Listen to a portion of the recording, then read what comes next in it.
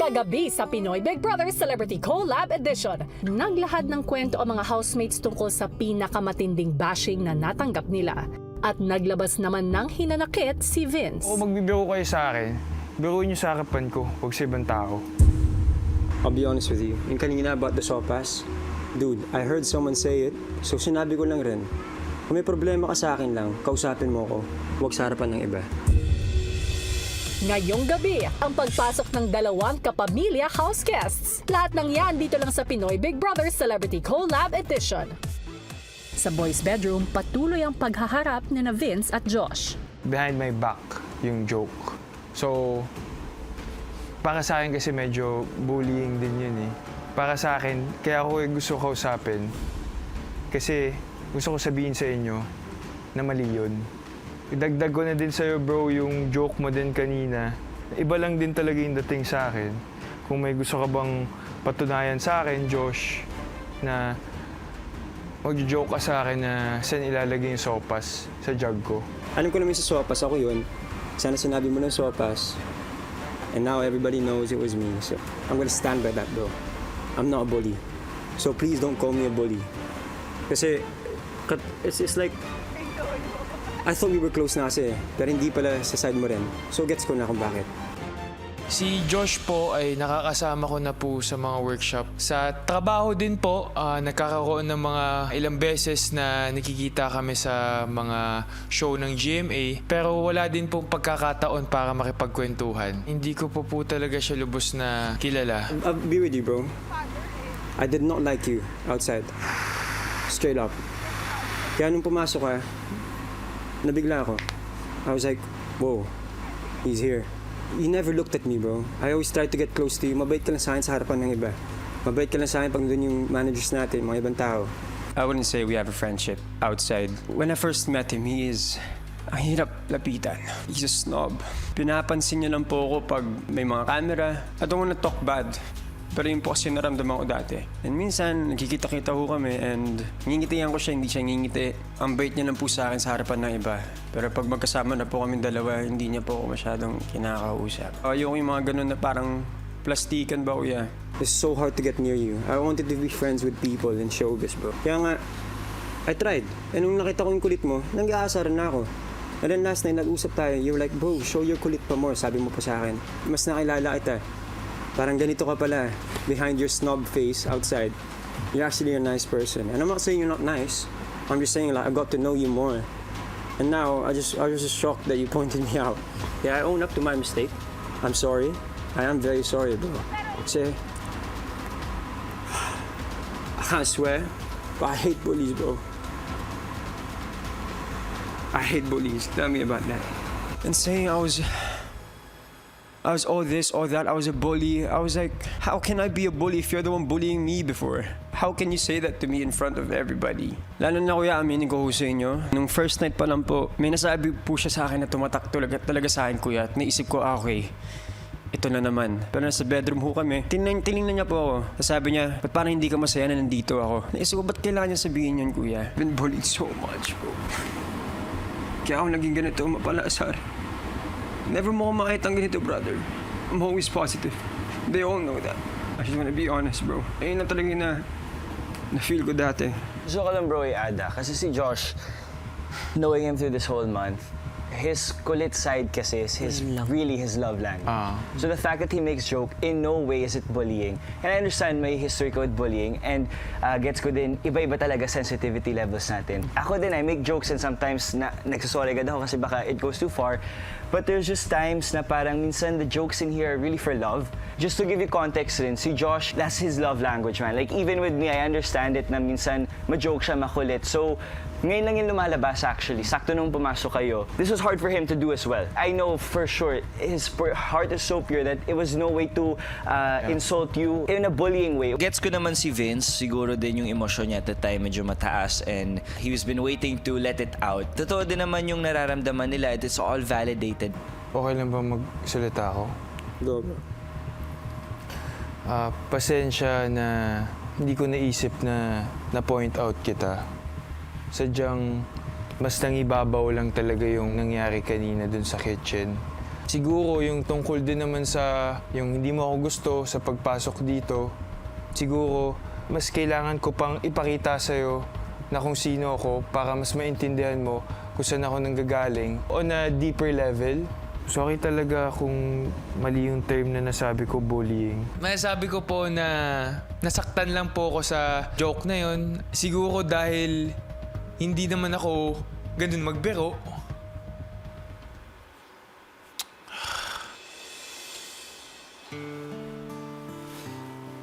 Siyempre kuya, normal naman sa amin na 2 linggo na ako nandito na nagbibiroan kami. Pero may mga joke lang din talaga na alam mo kung nakakasakit ka na, kung parang binababa mo siya. Naramdaman ko na minamaliit ako, na realize ko din naman po yun na hindi nila intention na yun yung iparamdam sa akin. Sorry talaga. I'm sorry, okay? I feel like nagkaayos na ho kami. So I just really hope that we'll stay, good friends talaga. Kami-kami lang naman po yung magkakasama dito eh. It's better to be friends and just restart para mas maalala ko siya. Love you, bro. Love you too. We could do that. Matapos ang pag-uusap, ang boys lumabas na ng kwarto. Ilang sandali pa si Vince mas piniling magbasa na lamang ng libro. Habang si Josh tahimik namang nakatambay sa pool area. Nagkaroon man ng hindi pagkakaunawaan sa pagitan ni Vince at ng ibang mga housemates, sa huli na naig pa rin ang mabuting usapan at kapatawaran. Bagay na sana ay lalong magpatibay sa kanilang samahan. Hello Philippines and hello world! Ngayong Semana Santa nga ay isang panibagong weekly task ang ibinigay ni Kuya na may layuning maranasan ng ating mga housemates ang panandaliang katahimikan, 100 para sila kahit papano ay makapagnilay-nilay. Kung ano ito, narito ang kwento. Si Kuya ipinatawag sina Will at Clarice sa confession room. Joke lang. Hi, Kuya! Hi, Kuya! Ngayong linggo, kayo ang magiging weekly task leaders. Kunin ang sulat at basahin. Housemates, para sa inyong ika-6 na weekly task na tatawagin kong When You Say Nothing at All, ay magkakaroon lamang kayo ng kabuuang 20 hours para makapagsalita ngayong Semana Santa. Mababawasan ng 20 hours ng housemates kung may isa sa kanila ang magkamali o magsalita. May desisyon din sila na magsalita kung kanilang nanaisin, pero one group at a time lamang ito. Ibig sabihin, kung nais magsalita ng girls ay hindi naman pwedeng magsalita ang boys and vice versa. Kailangan din nilang ilagay ang red sign sa special traffic light ni Kuya kung boys ang hindi maaring magsalita. Yellow sign naman kapag girls ang hindi magsasalita at green sign naman kung lahat sila ay hindi magsasalita. Pero ang tanong, sino nga kaya ang housemate na sa tingin ng lahat ay mahihirapan sa task na ito? Meron akong nais itanong sa inyo. Isang malalim na tanong na kailangan yung pag-isipan ng mabuti. Ano ako nga? Takot ako. Sino sa housemate nyo ang pinaka madaldal? Definitely not me, Kuya. I mean, hello. Parang hindi po kami yun. Definitely. Huwag kang tumawa. Halata kasi hindi totoo eh. Si Will po, kuya, ang pinakabadaldal sa joke lang din.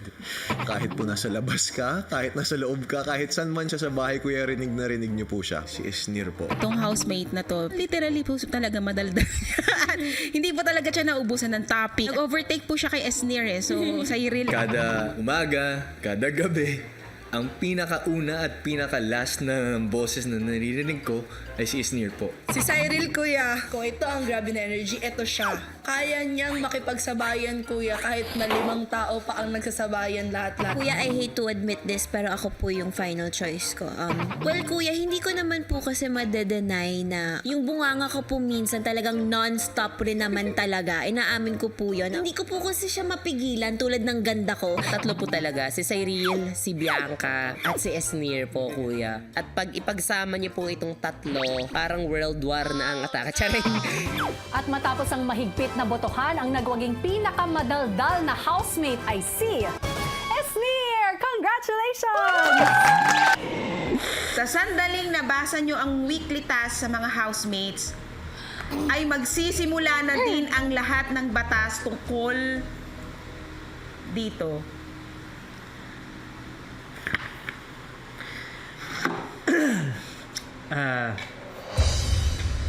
Ang ilalagay dito ay ang mga ang hindi magsasalita. So, makikita nyo ang timer dito natin. Meron tayong 20 hours at kahit anong tunog, kahit anong tunog na manggagaling sa inyong bibig, hindi pwede. Pwede. All boys can talk right now. All boys can talk right now. Okay lang ba na ginagamit natin yung time ngayon?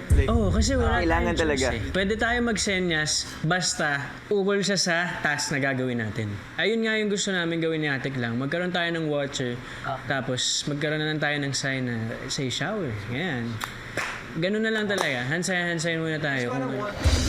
And regarding pala sa sa CR, para maiwasan din yung biglang, kasi minsan makagawa tayo ng noise pag may tao. So, mas maganda, iwan talaga natin sleepers natin this time or any shoes. And tingnan muna. And i-take na lang natin to as mag-reflect sa buhay-buhay natin.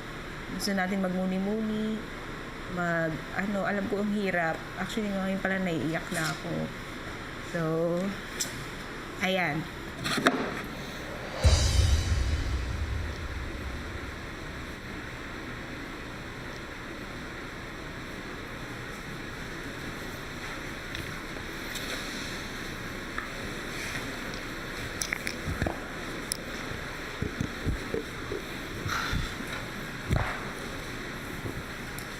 Matapos magplano ay nagkanya-kanya muna ang housemates habang tahimik ang lahat.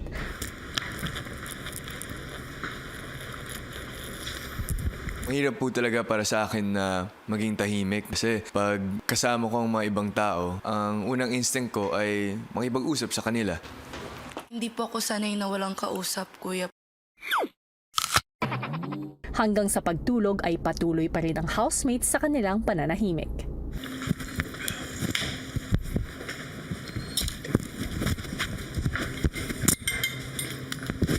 Kuya, parang ito yung pinakamahirap na weekly task para sa akin. As in,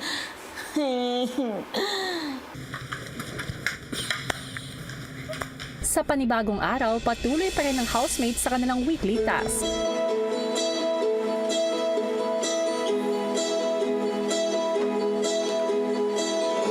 As much as I want to say good morning to everyone, game mode po ako sa task po namin.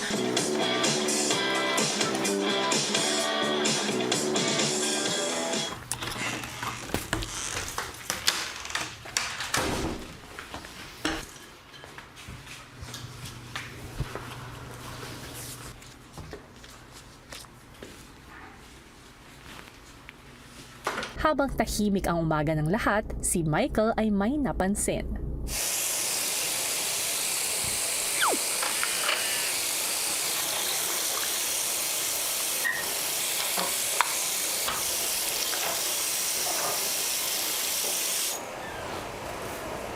Nakita ko po yung mga stand-in ng Bini!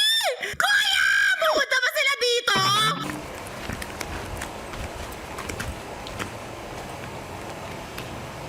Sobrang saya ko po as a Bloom. Silent yung pilian po namin kanina, kuya. Paano yung silent na sigaw, Isnir? Parang ganun po. Parang ganun, kuya. Parang...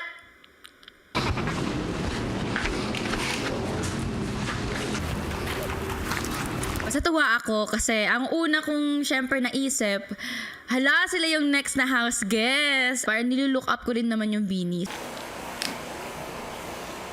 Kala ko nandito ang Bini. Pero mga standee lang pala.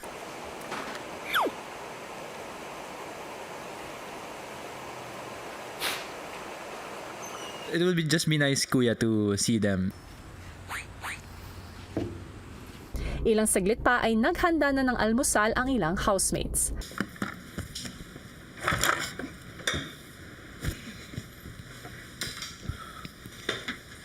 Nang biglang,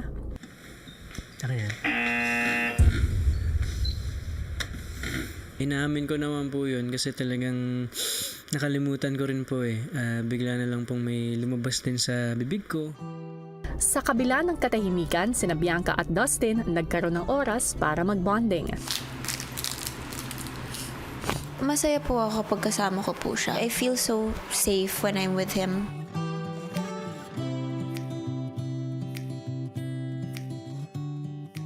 Habang sina Will, Michael at River naisipang tuksohin ang dalawa.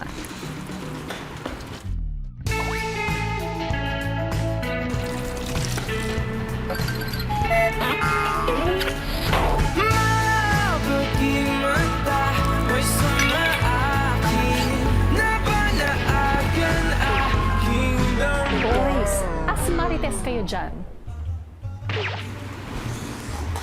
Pag-alis ni Bianca, ang boys may naisip na kalokohan.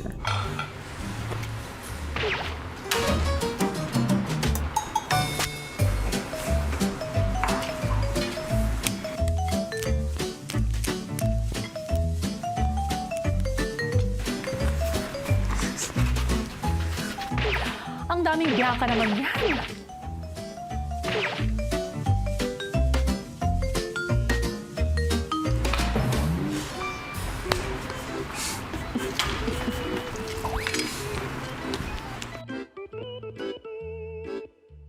Maya-maya pa ay oras na para mananghalian ang mga housemates. Pero ang task leader na si Will ay muli na namang nakagawa ng tunog. Sis. Sa hapagkainan naman, si Michael, Mahirap pala talaga po na minsan kasi yung mga accidents lang talaga siya na instinct ng kapwa housemates na nasasabi. matapos kumain, sina AZ at Esnir,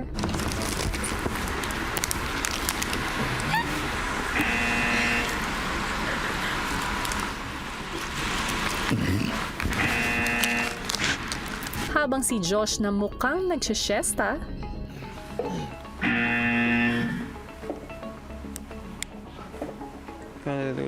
Maganyan lang ako.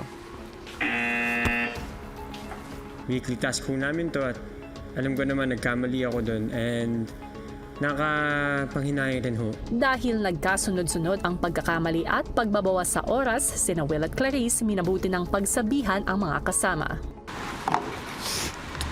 Yes! Worried lang ako. Kasi napapansin ko yung iba madalas na bumubuka yung bibig. May sinasabi. And alam naman natin na hindi pwede yun. Hirap na hirap talaga ako, kuya. Kasi minsan pag mag-isa ako, nagsasalita ako. Minsan, pag mag-isa ako, nag-aham ako, ganyan. Or mga reaction, kuya, na nakasanayan. Pagka nag-enjoy tayo, matawa, may hindi napipigilan. Sana maging careful lang din tayo. Bawal din talaga yung mouthing of words.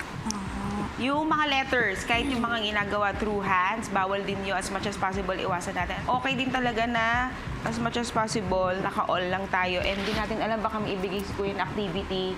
Kailangan natin gumamit ng oras ng pagsasalita. Okay lang yun guys, huwag din kayo ma-feel bad. Nangyari din kasi talaga. Hindi maiwasan lalo. Araw-araw talaga tayo, yun lang ginagawa natin dito. Feeling ko rin naman kapag accident talaga, I think we will be nice. Masya. Let's just avoid na lang as much as possible. So, bawal na yung letter?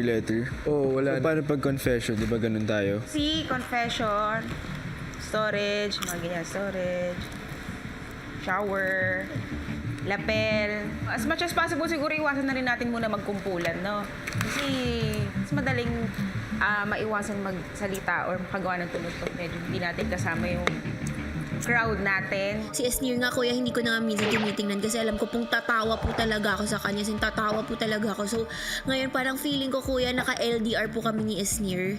Yung parang nagsa-silent treatmentan kami. It's so hard, kuya, but kakayanin. Back to our task. Bye, guys!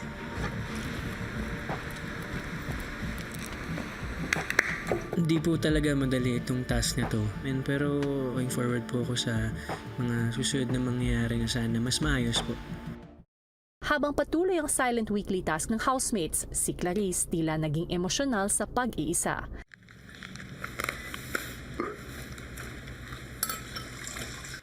Pumasok lang po yung realidad, naalala ko lang po yung papa ko.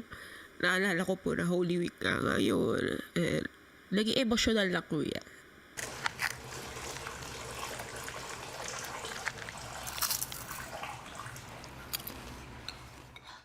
hanggang sa damayan na siya ng mga kasama.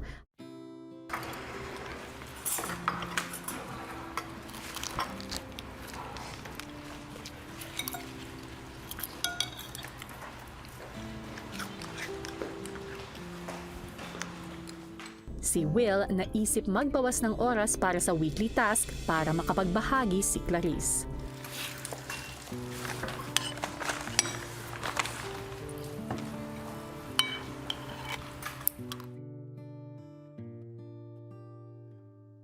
Si Will agad na tinipon ang mga housemates. Guys, alam ko lahat tayo gusto natin ng pagkain para sa susunod na linggo. Yes. Pero kung hindi kayo okay or nagiging okay emotionally, huwag kayo mahiyang lumapit sa amin at gagamitin natin yung oras para lang makapaglabas kayo ng saloobin nyo. Priority natin talaga yung mental health natin lahat eh. And alam ko mahirap to. Mas marami tayong maiisip ngayon dahil hindi tayo nagsasalita. Nasisente lang ako kasi syempre hindi tayo nakapag-usap. And wala, naalala ko lang kasi Holy Week, so naalala ko lang yung family ko. Naalala ko lang papa ko. Kasi every Holy Week, syempre kumpleto. But kasama natin family and eto, first time.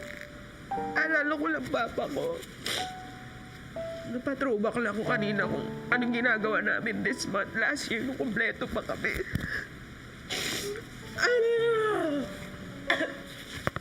I miss you pa. Medyo sariwa pa po talaga yung pagkakawala ng papa ko and may mga times po talaga na bigla mo na lang siya may iisip mo yung bagong realidad. Naalala ko rin po yung mama ko. 3 times a week po nagdadialysis yung mama ko. So, masarap po kaya si mama kung malakas ba siya ngayon. Sorry kuya, sobrang emotional.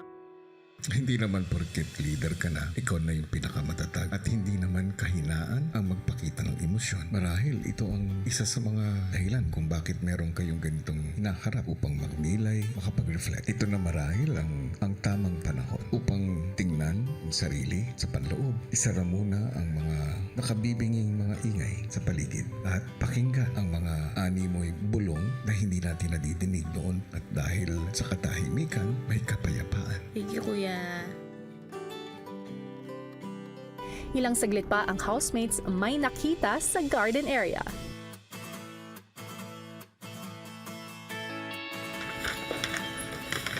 Naguluhan ako at the same time na-excite. At iniisip namin actually na posibleng may masok po dito sa bahay, no?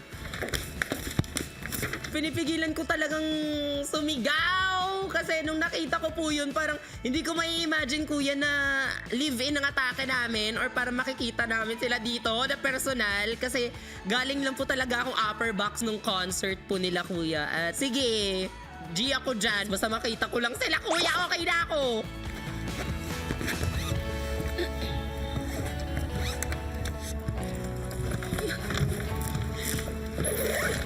Ang mga housemates naisip pagtripan si Bianca.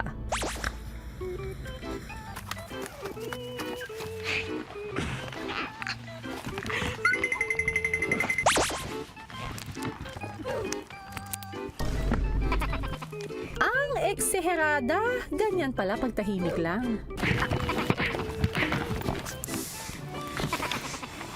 Matapos makita ang mga maleta, ang housemates hindi mapigil ang excitement. Well, naisip ko lang, 2 maleta.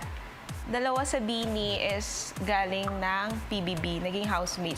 Si Gwen at si Sheena. So, possible, pero hindi natin sure. OMG! Per color. Pink, Stacy, blue, Aya. Actually ba? Or Joanna. Wala na kasi sabihin, girls. Ano lang naman tayo, haka-haka.